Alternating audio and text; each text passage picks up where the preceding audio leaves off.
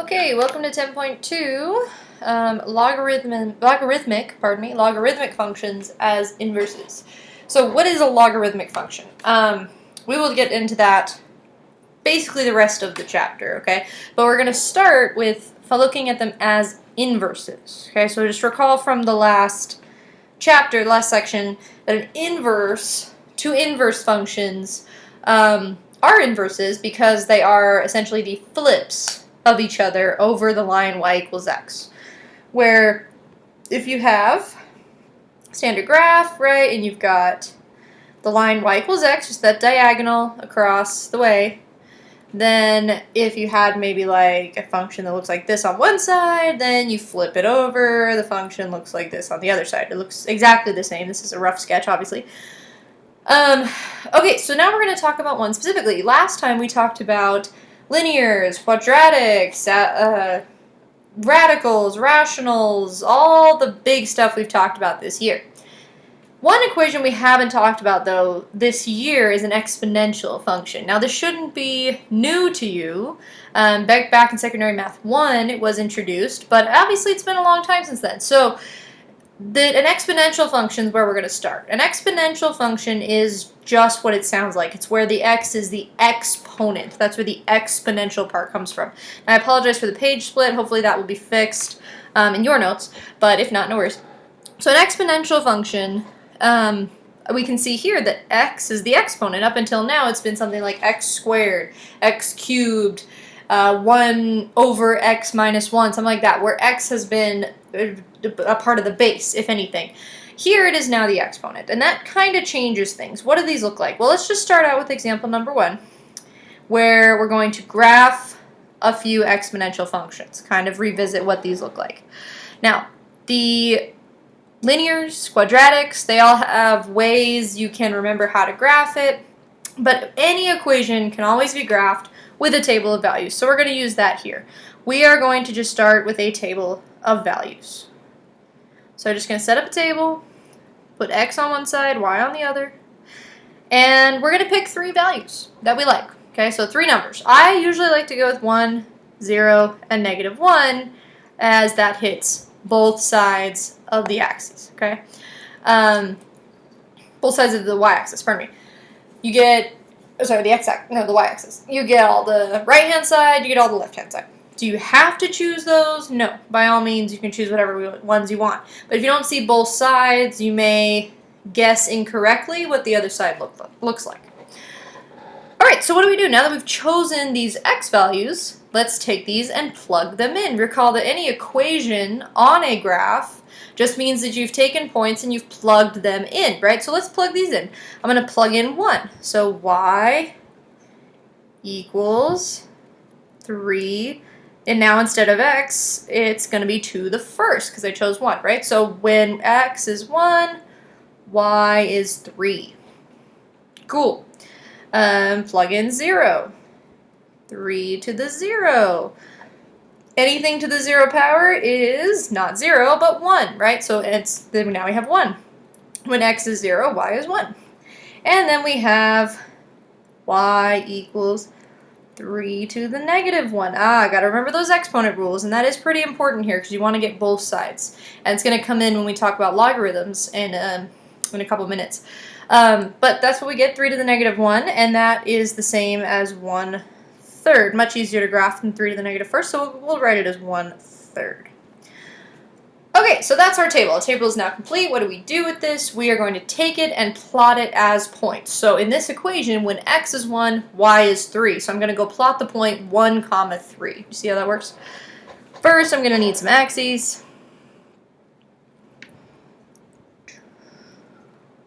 There's my y-axis. Oops, let's try that again. There's my x-axis, good enough. And not really. Let's try that. Let's make it right on the line. Okay, there we go. So y-axis, x-axis. I'm going to plot the points we came up with. So the first one was 1 up 3. That was the first point. The second point was out nothing, 0, and up 1. And then the last point was back 1 and up about 1/3. Okay, so we can kind of see this little group. Now if we were to do a few more, if you're not completely sold on what this shape is, we could do a few more. We could do 2 and also -2. 3 squared would be 9. And 3 to the oh geez, I don't want to do that. 3 to the -2 would be 1/9, right? Because it flips it over, and then it's 1/3 squared, or 1/9. All right, so then we can plot those points. So now we have 2 up to 3, 6, 9, and then back 2 and 1/9, very near 0. Right? Okay, so we're starting to see more of a shape. It looks something like drifting along here and up. Now, fun fact about exponentials, no, they will not cross over the axis, okay? Now, that bottom thing's called, does anyone remember? It's called the asymptote, okay? So an asymptote, this is more just for your memory. This is the line here. The actual x-axis in this case. Sometimes if you have like +5 at the end or -6, that line moves. You kind of get a settling line later. But this line down here is the line where the equation settles. It's called the asymptote. Asymptote. And it's, in this case, y = 0. You're like, no, that's the x-axis. But remember, this is the line y = 0 where all of the y's are 0. Right? We call it the x-axis because it's easy to remember that x goes that way, but all of the y's here are 0. Cool. There is actually no asymptote here. Eventually it's going to keep going out and out and out. You can keep plugging in 3, 4, 5. It just gets really tall, really fast. So we don't like to plot a lot of it. But there is no asymptote on the side. It's only on the bottom or the top. Alrighty, let's try another one. Head on over now to B. Here we have 1/3 x. This section is called inverses. I wonder if this is an inverse. It's a little bit kind of like that inverse we were talking about in the last section, but let's try it out. Let's try it out. Let's make a table of values, x and y. We'll do 1, 0, and -1. Let's see. So 1/3 to the first, that's easy. 1/3. 1/3 to the 0, that's also easy. Anytime I plug in 0, I'm going to get that 1, right? Anything to the 0 power is 1. And then 1/3 to the -1st, that flips that back over, and it's going to be 3. All right, cool. So now let's draw, oops, try to hit A line. Doesn't really matter which one, but let's try to hit A line. There. Okay, and across. Go that way. Okay, so let's graph these now. We have 1, 1/3, 1, oh no, out 1 and up just a little bit, 1/3, oh, okay. And let's make that a little more towards a third. Okay, 0, 1. Most of these are going to have 0, 1. If it's exponential, and it's kind of what we call a parent function, I mean, it doesn't have anything weird on the end, like +5 or -6, it's going to be 0, 1. But that's a good point to kind of gauge yourself on. Eventually we're going to talk about transformations of these kind of functions, and it's a good point to kind of keep in mind, 0, 1, because it usually occurs in a lot of them. Okay, and then we had back 1 and up 3. All right. So this one kind of looks like this. Are they inverses, though? Well, I agree that they're reflections. I definitely think they're reflections. But are they being reflected over the line y = x? Is it really being reflected over that line that goes diagonally? No, not really. It's the one it's being reflected over the y-axis. So they're not quite, in fact, inverses of each other. That's kind of a bummer, because that would have been easy. But no, that's okay. We're going to come back to that idea in a minute. But just notice that you get a backwards one. Cool. Let's take a look at some more. Oops. So here, again, same, just a table of values. This time I have a factor in front. That'll come into play. I got to remember my exponent rule, or sorry, my PEMDAS rules. But the same process applies. So I'm going to make table x, y, 1, 0, and -1.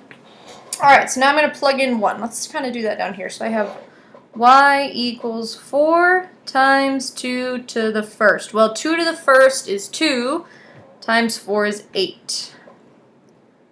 All right, here we've got y equals 4 times 2 to the 0 now. 2 to the 0 is 1, but now we're multiplying it by 4, so now we get 0, 4. So yeah, it's a good anchoring point, 0, 1, if you know there's nothing weird, right? There's no outside factor. So we get 0, 4 this time. All right, and now we have y equals 4 times 2 to the negative first. That's interesting. That's 4 times 1/2. 4 times 1/2 is 2. So we get 2. Awesome. Alrighty. Let's go ahead and graph that now.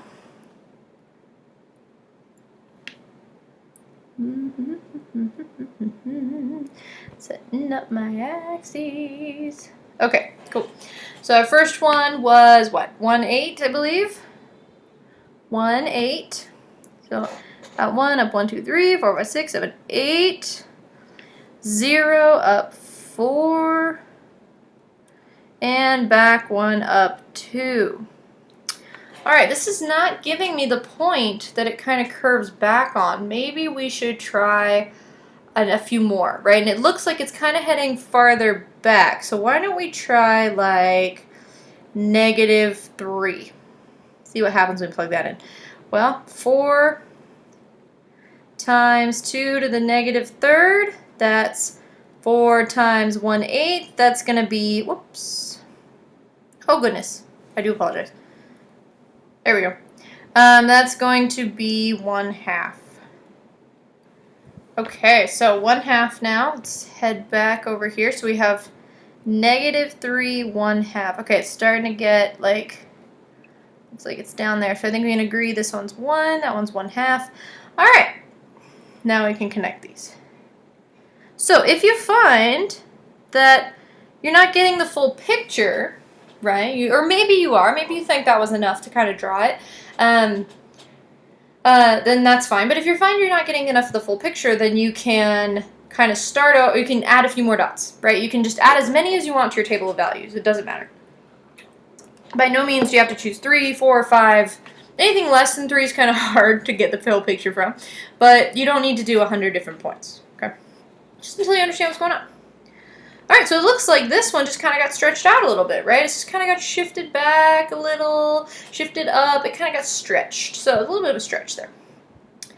Let's do the other one now, or the last one, last exponential. Here we have, let's do this in a different color. Let's do orange. Okay, so x and y, maybe we only need -1, 0, and 1. If you prefer things in numerical order, that's fine. I like to do 1 first because it's easy, right? But maybe I'll go numerical order this time. And what was my equation? -2 times 3 to the x. Now, before we go plugging in, note that all of our bases, all of the numbers that have been raised to the x have been positive. Or, sorry, have been whole numbers. If you don't have a whole number there, or I'm sorry, no, it's positive. You can have a fraction, totally fine. We've had a fraction. We've had whole numbers. We have never had any negatives. Negatives kind of mess things up because they don't form a nice smooth curve. Technically, they are exponentials because the x is the exponent, but it makes sort of a bouncing, like, it kind of looks like that. So we aren't really going to talk about them. Your base power, in this case 3, is always going to be a positive number. Okay, now on the outside, you can have a negative number. You can definitely have a -2 here. You could have a -6, -1/2. Like, that's totally up to you because it's just an additional factor. But that base power will always be positive.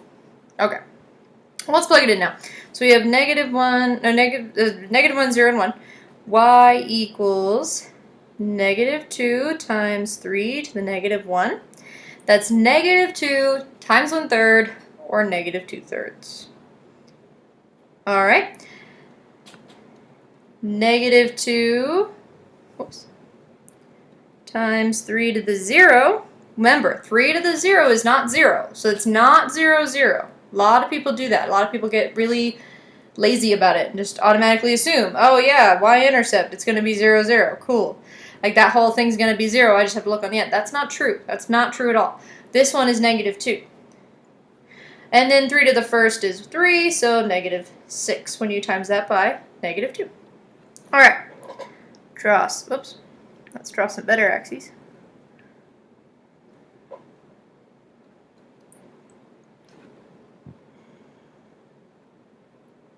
All right, there we go. And we have negative 1, negative 2/3. So back 1 and down 2/3. Okay. 0, negative 2. Right there. And 1, negative 6. Okay. Maybe you think this is enough information to kind of draw this curve. Maybe you don't. Maybe you feel like you need a few more points. And that's entirely up to you. I am pretty comfortable with my exponentials. They all look like this. So I think and I would do a better job than that. But with a stylus, that's pretty much possible. So I'm just going to leave it there. This is pretty much what it's going to look like. So I don't really need a few more points. But if that's not you, if you need a few more points, totally fine. Okay, so we can see how these things look now. They kind of curve, they go really flat, and then they curve up dramatically, or they curve down dramatically, right? So that's what we're looking at. These are exponentials. All right, now we already talked about this before. These two on the top here, they are not inverses. They're reflections of each other. That's very true. And we kind of have something similar to a reflection between these two, right? Granted, there's that factor of negative 2, but they're almost inverses. But the problem is they're not over the line y equals x, right? They're over either the x or the y-axis. Now, an inverse is only over the line y equals x. So what would that look like? What would that look like to see the inverse of this? So let's take a look at example number 1 here. Graph the function f of x, because this is indeed a function, right? These pass the vertical line test, right? F of x equals 3 to the x, and its inverse over the line y equals x. Create a table of values from both of these based off the points you see on the graph. Okay, so let's take a look. We were just going to do what they asked. We're going to graph this function and its inverse. Let's just start with graph this function, because we just did that earlier, right? So we can do that. All right. Last time we chose made a table of values. They're asking us to do that again. So let's go ahead and make x, y, get negative 1, 0, and 1. When you plug those in, we got 1/3, 1, and 3, right? If you don't believe me, go check out the first graph we did earlier, like 5 minutes ago. Let's go ahead and graph that now. I want to be really accurate about this, right? Because we want to make this really nice and symmetrical across the line y equals x. So let's go back 1 and up a third. Okay. 0, 1, and 1, 3. Now we can even do 3, 6, 9, 2, 9, and 1/9, like we did before as well.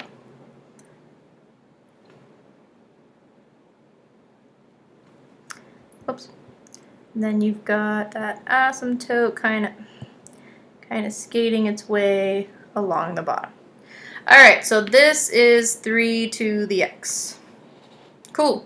Maybe let's tack on those other 2 points that we used, 2, 9, and negative 2, 1/9. Oops.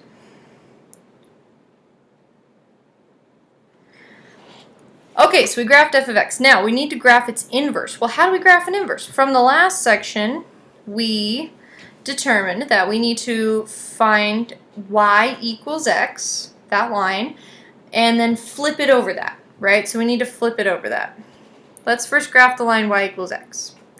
Again, that sounds super complicated, but that's just the line where 1 equals 1, 2 equals 2, 3 equals 3. So it's all those matching points.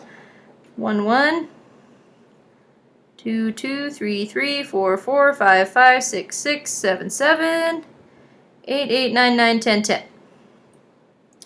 And then back. Sorry about that. My thing keeps jumping for some reason. It's really frustrating. Anyway. We go down.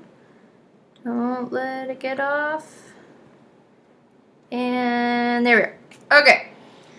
So now I'm going to flip this over, right? And we can kind of do this visually. We can see that this point, when you flip it over, this red line is going to end up on this side of the box. Okay, that sounds good. This line's going to end up on this side. This one's a little bit off, remember? It's a little bit off, so it's here. It's going to be... I might not do that one because that one's a little hard. This one's 1, 2, 3, 4, and 1, 2, 3. Sorry. And now I have this huge O line, just like chilling here. Okay, cool. So we're gonna get rid of that. And so that one's gonna be, let's see, it was 4, 1, 2, 3, 4. So that one's gonna be here. And we can kind of see that it's gonna curve a little like this, right? And then this one's gonna be kind of over here. See, it goes kind of like that, right? And then this one's gonna be over here, and it kind of goes like that. All right, so visually, we have our flip, right? We have our flip. Great. What equation is this? What on earth could this equation be, right? Because it doesn't look like anything I've seen. It's kind of like a radical, but then it goes really weirdly, dramatically to the bottom, right? Kind of looks like half a quadratic on its side. I don't know. Let's just start with the table. Let's just make a table. So let's make a table of the blue ones now. And we're not doing any math. We're just going to pull them out. So what is this point right here? Well, remember when an inverse is made, right, what happens when you flip over the line y equals x? Think all the way back to the beginning. That's where the numbers turn around. So if this one was 2, 9, then this one's going to be 9, 2. So let's go put that in our table. So we had 9, 2. Oops. 9, 2. I just put it a little farther down because that was the one that switched, right? 2, 9 became 9, 2. Well, let's check out this one. This one became, well, let's see, this was 1, 3. This became 3, 1. 1, 2, 3, up 1. So this is now 3, 1. And we can kind of follow that pattern, right? This turned to 1, 0. This turned to 1, 3rd, 1. This turned to 1, 9th, 2. And we can look at it. Yep, we got 1, 3rd, little bit out, and 1 down, right?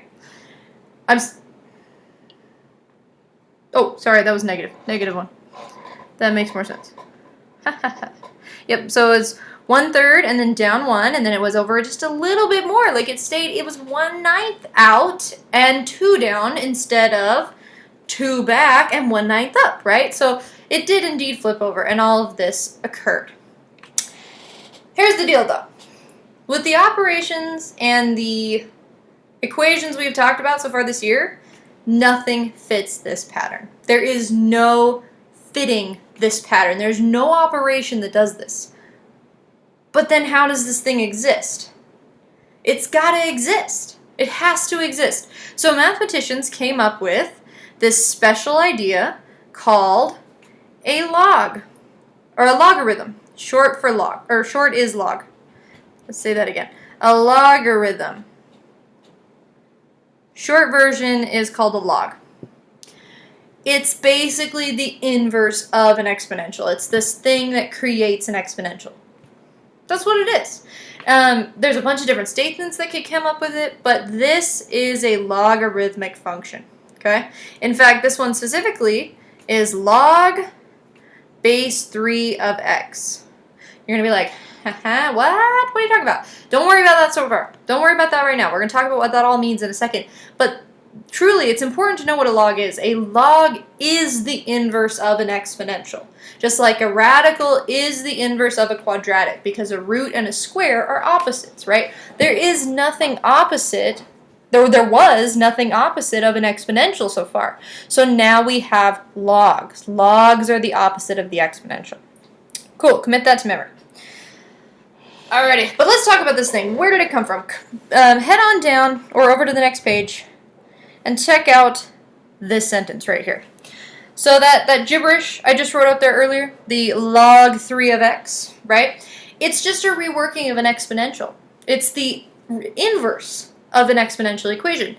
So if I have AB to, oops, pardon me. If I have AB to the x, if I have AB to the x, or A to the x is B, pardon me. If I have A to the x is B, for example, something like 2 to the 5th, no, let's do that backwards. Not that that's hard, but, sorry, 5 squared is 25. So let's say that I have 5 squared is 25, or A to the x is equal to B. Well, then the log version is going to say log A is 5, so 5 is going to be this tiny little subscript. It's going to be teeny down in the corner, or down next to log. And then 25 is B is equal to 2. And those two coordinate that way. Why that, though? Log basically answers the question, to what exponent does 5 become 25? What exponent answers that question? What power of 5 is 25? What power of A is B? That's the question. So notice how the exponent became the answer. You see that? That's what a log does. And that's why it's the inverse up here. The exponent was the answer. The exponent was the inverse. That was the problem, that the inverse, we needed to maneuver that out, right? We needed to solve for y, but y was the exponent. And so now we can solve for the exponent using the log. So the log answers the question of how to bring down the exponent. Okay, let's just practice a little bit more with converting these back and forth between the two, because that's kind of hard. We've never seen these before. Maybe we have, but they're a little tricky to work with, right? And they're weird. They look like they say log, like, well, that's a piece of wood. What are you talking about? So let's practice converting these. So we've got 4 squared equals 16. Remember, I want the answer to be the square. So we'll start with log, and the answer is the exponent of 2, right? The base will always be down below, and the solution, or B, will always be the thing next to it. So now we've answered the question, to what power of 4 is 16? That equals 2. Cool. Another way to look at it is if you want to rewrite, if you want to go back, actually we'll talk about this in a minute, but that's basically what it is. So log 16 is equal to 2. In other words, what power of 4 is 16? 2. What power of 4 is 16? 2. Let's try another one. So log, we'll start with log. The answer needs to be what? The exponent, 3. The base is going to stay on this side. It's going to stay on that side every single time. That's never going to go over. Just the exponent becomes the answer. And then the missing piece is 1/8. So log 1/2 of 1/8 is equal to 3. That's a mouthful, but that's basically how you say it. Log of 1/2, or log 1/2 of 1/8 is equal to 3. In other words, what power of 1/2 is 1/8? That equals 3. Let's try another one. All right, we got a negative one in this time, but that doesn't change the procedure. You have log. The answer is -2, right? The base stays on this side, and you convert, or you move the other one over. So really all you're doing at the end of the day is switching the solution and the exponent, just whoosh, and then the 5 becomes a subscript, but that's technicality. All right, here's another one. Start with log. The answer is what? What's the answer? What's the other side of the equal sign? That's right, the exponent. The base stays where it is, but it becomes a subscript. So the base, the big number, the 3, becomes the subscript, the small number on the left side. And then 243 comes over. In other words, to what power of 3 is 243? That would be 5. 3 to the what is 243? Oh, it's 5. Yeah? Okay, good. All right, this one looks complicated. There's a negative and a fraction, but the routine's still the same, right? So log, the answer is the exponent, -2. And then you have 1/3 base staying where it is. It just becomes a subscript. And then you've got 9. Now, if you have big handwriting, you have, really big handwriting, like me, I'm working with a stylus right now. Stylus on a cell phone, that's really hard. If you're having trouble reading it as a subscript, you're more than welcome to put in the parentheses there every single time. Okay?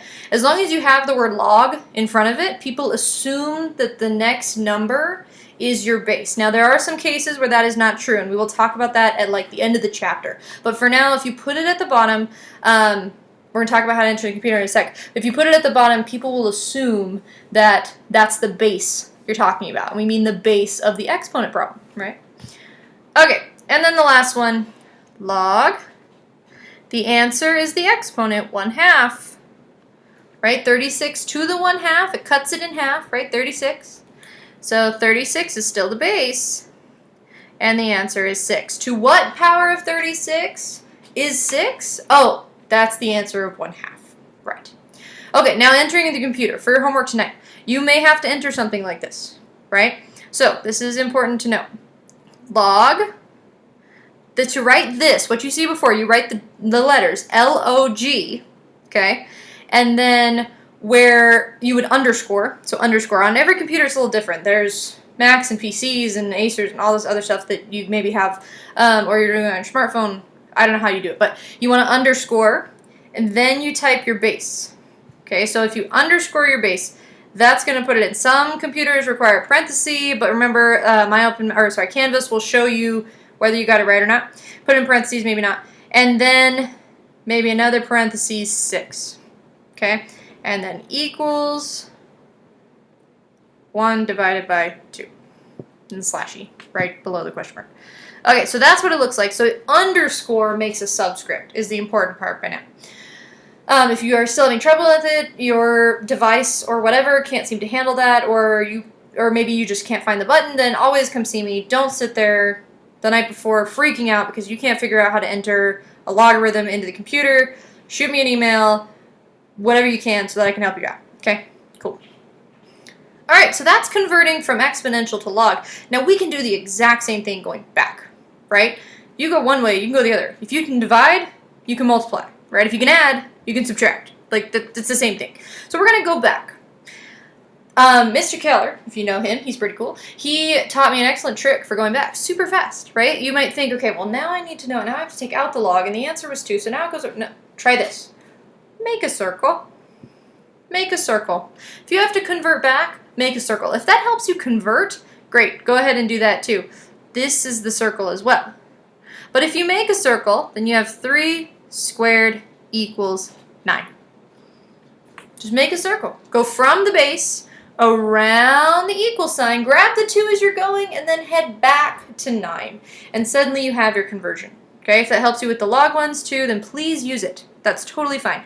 I prefer the what's the answer and then fill in all the other pieces. It helps me understand what they are. But if you need it, if you're in a pinch and you're like, I'm almost done and there's 5 minutes left in the test, okay, make a circle. Make a circle. Okay, so here, let's make a circle on this one. 1/4, oops, if my computer lets me make a circle. 1/4 to the 3rd is 1/64. 1/4 to the 3rd is 1/64. And I've converted. Okay, so converting back and forth, that's, just make a circle. Let's do it again. 8 to the negative 2 is 1/64. 8 to the negative 2 is 1/64. And we know by our exponent rules that that is indeed true, right? A negative flips it over, so we get 1/64. Moving right along, 12 squared is 144. 12 squared is 144. Awesome! Circles are easy. Converting back is super simple. 1/9 to the negative 2nd is 81. Well, that's true. We have a fraction to a negative power. It's going to go back to a positive. That's true. Just goes right away back. And notice the log part just drops out, right? Log drops out. 49 to the 1/2, cuts it back down, is 7. 49 to the 1/2 is 7. No, none of these are nonsense. These are all logical. They all follow the same rules. If you get something when you convert, like 5 to the 2nd, or 5 to the 25th is 2, maybe think about that for a sec. 5 to the 25th is not 2, right? If you converted it back and got something like this, maybe you did it wrong. Double check yourself. Maybe you circled the wrong way or something weird like that. But watch out for that. All right, that's converting between the two. Hopefully that made a lot of sense, because now we're going to use these, and we're actually going to solve some of these. One with a missing piece, okay? But again, notice that they're one and the same, like square and square root. They're just opposites of each other. In fact, they're just inverses of each other, okay? Okay. All right, log 864 is equal to x. Well, that's fine. I can solve that. But I don't want to do it in this format. That's incredibly complex looking. I mean, it's got a log in it. What are you supposed to do to the other side, right? So why don't we convert it first and then solve it? So let's draw ourselves a circle. Oh, 8 to the x is equal to 64? Oh, I know what that is. To what power of 8 is 64? That's what that question asked. Remember, that's what log means. The answer is 2. The answer is 2. 8 squared is 64, right? So log to the x is 64. X must be 2. Let's do it again with this one. Trying to solve to what power. Actually, let's convert it first, because this one is, are we talking about a power? Are we talking about a base? Are we talking about an answer? What are we talking about here? So let's convert first. 2 to the negative 4th equals x. Oh, we're not looking for the power in this case. We're solving for the answer. Oh, okay, so that was easier once we had converted it. Notice how that was a lot easier once we converted it. So 2 to the negative 4th, that's 1 over 2 to the 4th. And so 1 over 16 is equal to x. If we were to plug that back in, it would look like log 2, 1 over 16 is equal to negative 4, which is indeed a true statement. Cool. No, you are not asked to plug it back in most of the time. If you are, though, please make sure you actually do that part. All right, last one. Ooh, this time, again, the x is moved. We don't know. What are we solving for? Let's convert first and then figure it out. So x to the 1/2 is equal to 5. Oh, okay, so we're looking for the base this time. X to the 1/2 is equal to 5. I don't know if you remember, but remember, anything to the 1/2 is the same thing as the square root, right? Those rational exponents, those are roots. 1/3 is cubed root. 1/4 is fourth root, right? 2/3, you gotta like split it up and there's a whole deal. But here it's 1/2, so that's the square root. How do you fix that? Oh, you square both sides. X is 25, and that is indeed true. 25 to the 1/2 power cuts it down, it is 5. All right, so we can solve those. All right, those are simple algebra with logs, okay? So converting back and forth between exponentials and logarithms. However, they are equations as well. They're equations. Just like with the very first example we saw, the log 3, this actually equals y. Y equals log 3 of x. Notice how here there are two variables. One equation, two variables, you actually can't solve it. That's how we got this blue line here, okay? You can graph those without having to graph the exponential. We're going to try to do that now. Okay, you don't have to graph the exponential. You can just use a table of values. Like I said, a table of values will work for absolutely any equation. From linears all the way up to logarithms. You can use it for everything. Okay, so if you forget, was this the one with the slope? Is this the one where I need to find the factors and I need to find the vertex and then I do this and this and that? Is this the one where no. Use a table of values. Don't panic. Use a table of values. Okay, so example number 1. Graph the following logarithmic function. Log 3 of x, that's how I say that, log 3 of x is equal to y by creating the table of values. Now I don't want you to panic. Sometimes you may see it in the alternative form where y is first. Maybe that comforts you, right? Because y needs to be first. And that's fine, whatever. Some people like log first because they're used to log being first. But again, equal sign, inverse property. Like you can just switch it around. Like doesn't really matter. Symmetric property, pardon me. Same thing else. Most people like it the way it was typed because of the table of values. But you'll see that in a second. Alright, table of values. Here we go. X and Y. Here's the thing though. It's actually going to be easier for me to pick Y instead of pick X. Let me show you. Let me show you why that is the case. Haha. If we look at this, right, and we convert it to an exponential. I'm going to choose a different color here. Let's use red. If I convert that to an exponential, I get 3 to the power of y is equal to x. 3 to the power of y is equal to x. Okay, not too hard. It's going to be a lot easier for me to just choose exponents than for me to just choose x's, right? If I choose something like 3 to the second, well, that's easy, 9. But if I choose 3 to the y is equal to 10, now I gotta figure out how to find y. What to the third power is 10? I don't know, 2 point something. Like, that's gonna be hard to figure out. So instead of choosing x's, we're gonna choose y's. Because notice they'll plug in really easily. And it's almost like plotting a backwards exponential. It is plotting a backwards exponential because they're inverses, right? So we're not gonna do this, we're gonna do this. Alrighty. Well, we've already got 2, so let's just use that one. And maybe we'll use 1, 0, -1, -2. We'll use 5 because it's our first time doing this. I usually only, after like 10 or 20, you start to see the pattern. You could probably narrow it down to 3, 1, 0, -1.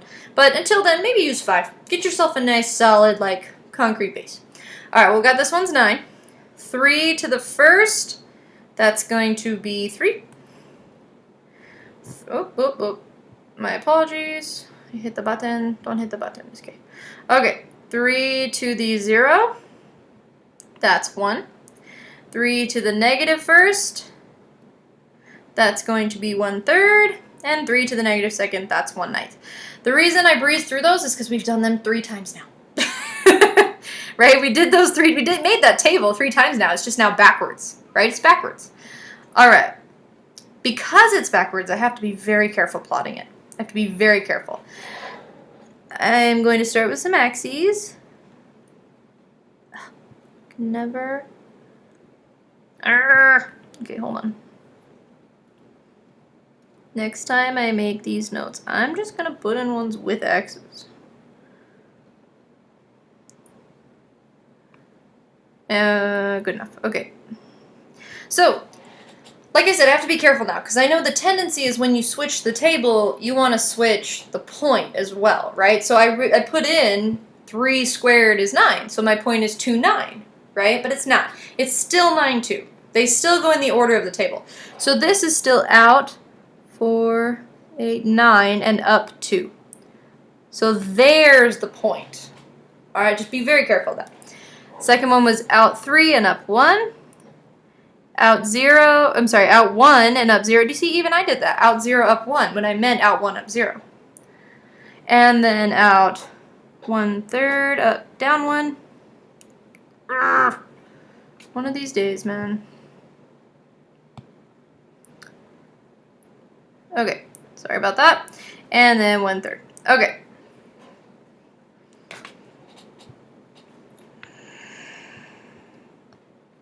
Keeps jumping to the top of my notes. I'm really not sure why, to be honest with you. It's fine. Okay. And it goes down like that. Alright, we have our logarithm. Always kind of splits the y-axis. You're going to see later, if you see in the next example, it could be flipped over the x-axis, but it's always going to be kind of on that side. Okay. Sweet, let's do another one. Graph the following logarithmic function. Log, 1/2 of x is equal to y. Creating a table of values. Okay, so let's just do it now. X, y. Let's convert this, because as it is, it's a little messy. Let's go around. 1/2 to the y is equal to x. Alright, so our base is a fraction, but that shouldn't scare you. It doesn't. We did those with exponentials, right? So it doesn't really change much. Just kind of, a fraction. So we'll do 1, 0, and -1. But notice I picked y, not x, right? I picked the right side, not the left side. In the very few cases where it's easier to find the output than it is the input. Alright, 1/2 to the first. That's just 1/2. 1/2 to the 0, that's 1, because anything to the 0 is 1, even 1/2. And 1/2 to the -1, if you flip that over, it's going to go back to a whole 2. All right.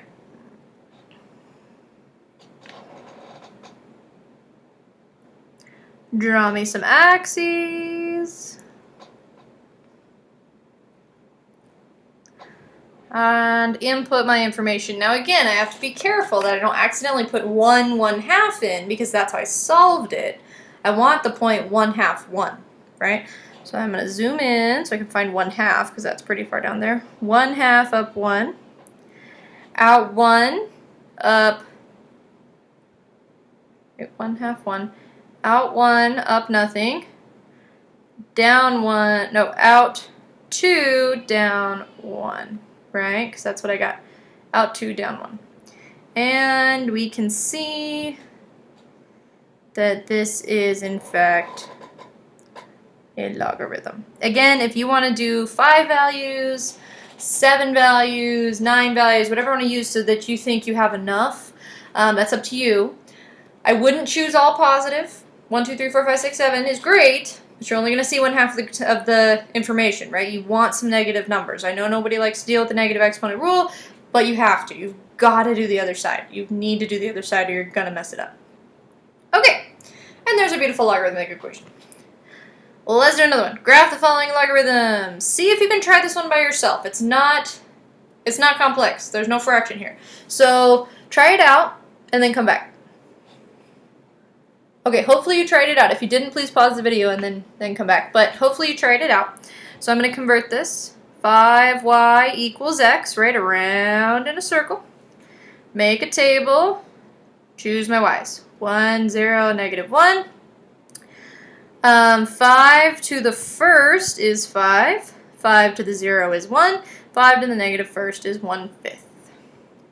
Very similar to the log 3 problem, right?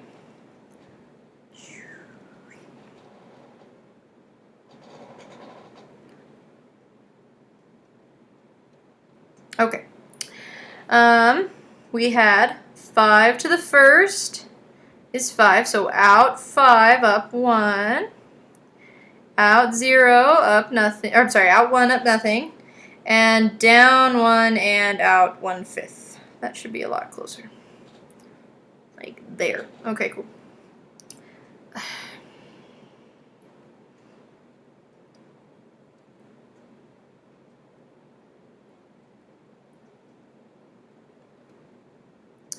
And now connect the dots. Okay, now I'm not just going to go, in fact, I really shouldn't have connected it that way because 5 to the second is 25, and that's going to be way off my graph, right? So I want to be really careful that that bar, this line here, doesn't just randomly go up, right? It doesn't hit 2 until 25x is out. So I kind of have to draw it skimmed like that.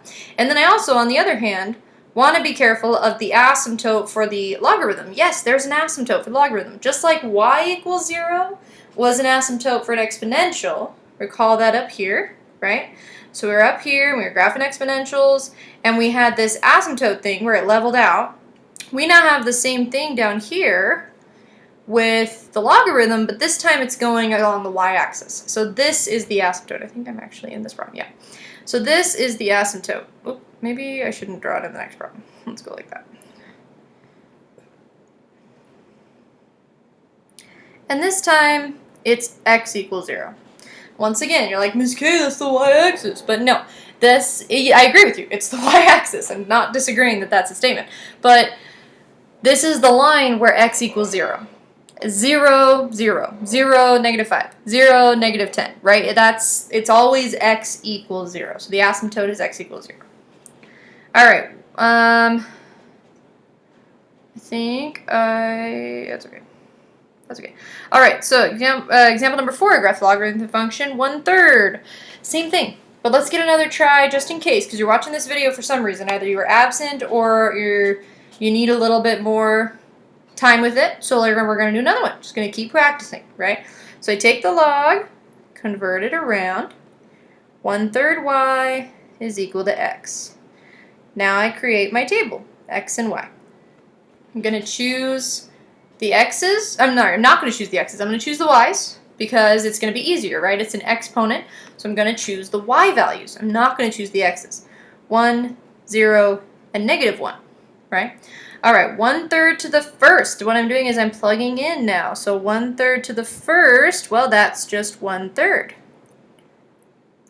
1/3 to the 0, anything to the 0 power is 1. So that one's nice and easy. And then 1/3 to the negative 1, well, that flips it over, right? So 3/1, or just 3. So I have my 3 points now. All right, I'll head over here. Got to be careful. Don't plot them backwards. You're not plotting an exponential. You're not just rewriting this so it's an exponential. You're rewriting this so that it's a easier to compute logarithm, okay? So let's draw ourselves some axes.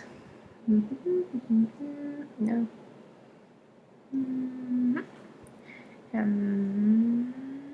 Okay. My first point was 1/3 1, so I have to go here, go out 1/3 and up 1. Second point was 1 0, and the last one was 3 negative 1.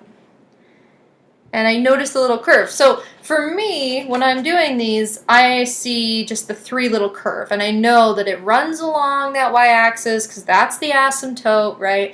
And we'll talk about transformation. We'll talk about when that's not the case later. But for now, these first ones, that's always going to be the case. It's always going to run along this y-axis. So you can just go ahead and draw that in. Try and make it straighter than I did. And then on this other side, well, this one is going to actually hit. What is 3 squared? Or what is 1/3 to the negative 2? Well, 1/3, pardon me. Let's go negative 2. 1/3 to the negative 2. Well, that flips it over and you get 3 squared. That's going to be 9. So in this case, it's actually going to hit on the graph before it heads off, right? It's going to be 3, 6, 9, down 2. Again, if you need to see a few more points before you go and draw your graph, that's totally fine, totally fine. I know it's not going to hit again because the next one would be 27, right? 3, 9, 27, 81. So keep using the table. If you need to use a calculator, I mean, it's fine. Hopefully you know that 3 squared is 9, but that's just saying. But yeah, make sure you've got enough points to make like a coherent image. All right, so that's graphing the logarithms. Let's do one more. Graph the logarithmic function log 5 of x is equal to y, and exponential y equals 5 to the x on the same graph. Well, what do we know about these two? What have we been talking about the whole time? They are inverses of each other. They may not look like it. You're like, I still don't understand how you think these are the same, but backwards. Like, I don't understand. Well, let's rewrite this one. 5 to the y equals x versus y to the 5 equals, or y to the 5x, y equals 5 to the x. Let's just even write this backwards and make it a dramatically obvious point. So I'm just going to reverse the order here. Look at that. What do you do for an inverse? You switch the x and the y. What did we just do? We switched the x and the y, right? They are in fact the same. But let's take a look at that visually on the graph. So let's make this table first. No, let's make this table first. Let's make the exponential table first. We're going to choose our x's, right? Just like we would any other graph. 1, 0, negative 1. So I'm not looking at this side right now. I'm just going to kind of go over like this. 5 to the first, that's 5. 5 to the 0, that's 1. 5 to the negative first, that's 1/5. Cool. Let's go ahead and graph that.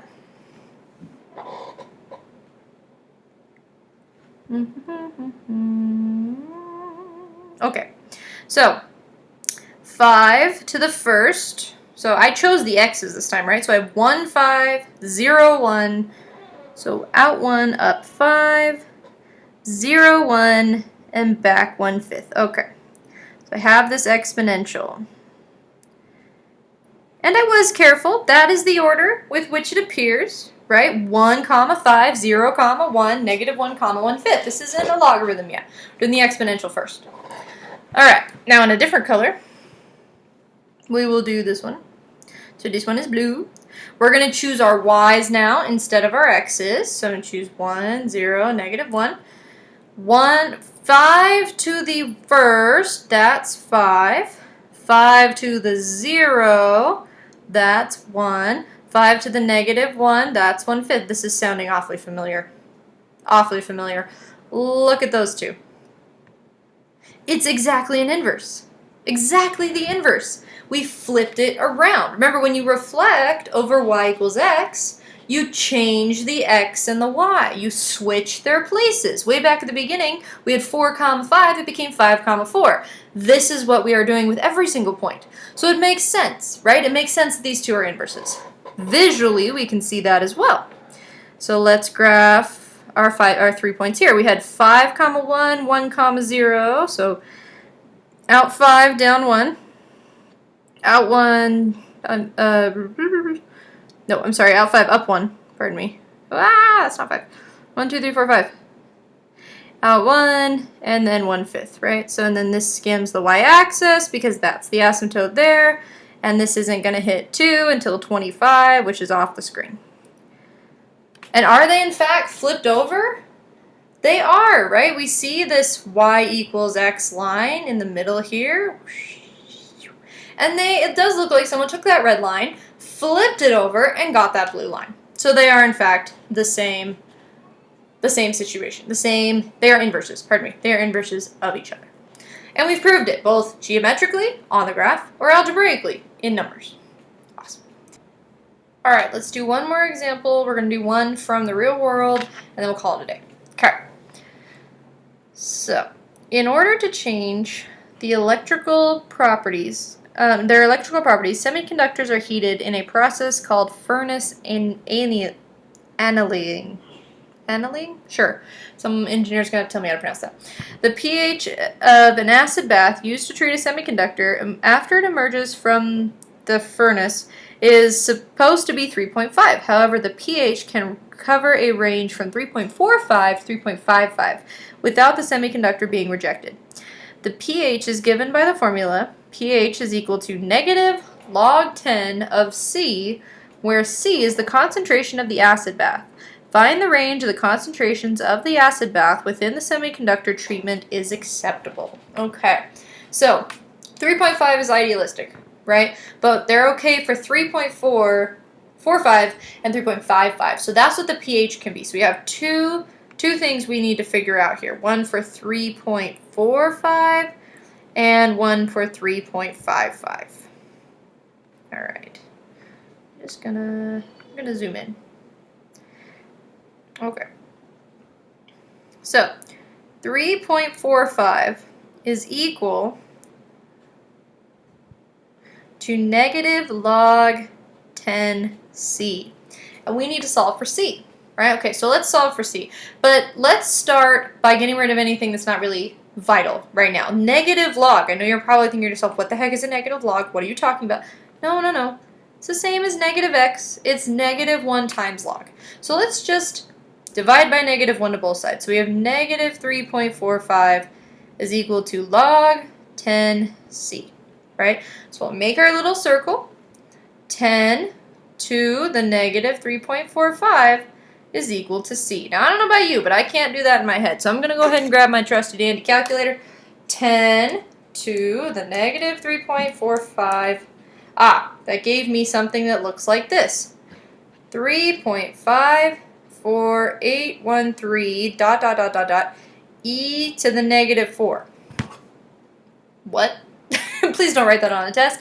What that means is it's scientific notation. So this converts it, that decimal place is going backwards, negative 4. So here's 1, boop, 2, 3, 4. 0.003, wait, 1, 2, 3, nope, one more, 3, 5. And we'll go 5. So that's what the concentration needs to be. Cool. Let's do the other one now. 3.5, wait, up here. 3.55 is equal to negative log 10 of C. So we'll go around in a circle, right? We go this way, technically. 10 to the negative 3.55 equals, my apologies, I skipped a step. Divide by negative 1. So we get negative 3.55 equals log 10c. If it helps you to visualize the circle, you can rewrite it so that the numbers on the other side, remember the answer to a log, the other side of the log is the exponent. So now we'll make our circle. 10 to the negative 3.55 is equal to c. Handy candy calculator. And I got a similar scenario where I had 2.8183 dot dot dot dot dot e, oops, to the negative fourth, which means that decimal place is going back 4 places. So I'll just throw in a bunch of zeros. 28183. Currently it's right here. It's going back 1, 2, 3, 4. So it's 0.0002818. Those are the concentrations between here and here. That is what that is the solution bath can be without the semiconductor being rejected. And that would be the range, I believe. Yeah, it just says range. Okay. And that's what we have as an answer. So sometimes we can see that if we have a log in our equation, we can just convert it and get back to solving for that situation. Cool. All right, that was 10.2. Introduction to logarithms as inverses. Next couple sections are going to be more about logs, things they can do. If you're kind of looking down, kind of glancing ahead, you can see there's a bunch of different rules of logs. But the main idea with this chapter is that a logarithm is an exponential's inverse, and vice versa. And those two go really hand in hand. You can use one to find the other, and they're all just centered around that idea of inverses. All right. See you later.